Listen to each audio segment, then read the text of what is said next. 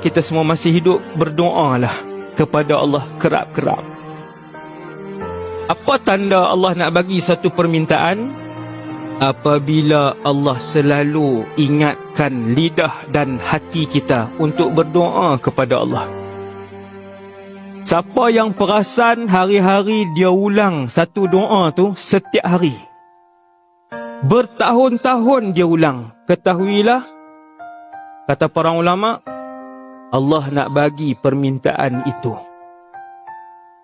Kalau tiap-tiap hari dia tak pernah lupa untuk minta syurga Firdaus berbelas-belas kali sehari, bergembiralah, ulama kata insya-Allah Allah akan bagi perkara tu.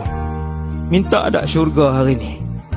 Daripada pagi kita bangun, siapa yang bangun je, Allah lintaskan di akal dia, ya Allah, bagilah syurga. Dia bangun nak urus anak, nak urus diri dia, nak setrika baju, nak pergi kerja, nak buat makan, nak macam-macam dia fikir. Tapi bila bangun, terus terlintas, tak gosok gigi lagi, tak masuk tandas lagi, Allah lintaskan di fikiran dia, di hati dia, untuk dia berdoa. Itu bagus. Itu tanda Allah nak bagi. Subhanallah.